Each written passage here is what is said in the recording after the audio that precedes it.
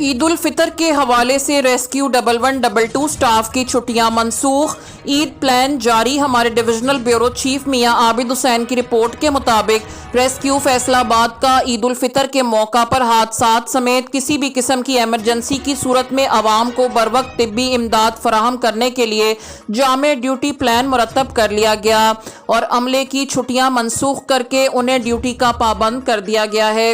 اس امر کا اظہار district emergency officer ظفر اقبال نے میڈیا بریفنگ کے دوران کیا۔ انہوں نے بتایا کہ emergency officer operations engineer Tariq Mahmood کی زیر نگرانی انسپیکشن ٹیم میں بھی تشکیل دے دی گئی ہے جو ریسکیو پوسٹوں کا معائنہ کریں گی۔ کنٹرول روم سٹاف کو بھی 24 گھنٹے الرٹ رہنے کی ہدایت دی گئی ہے، جبکہ کنٹرول روم میں car recording software, vehicle tracking system اور آئی پی کیمرہ کے ذریعے نگرانی کی جائے گی۔ کسی بھی شکایت کی صورت میں غفلت برتنے والے ملازمین کے خلاف بلا امتیاز سخت محکمانہ کارروائی عمل میں لائی جائے گی۔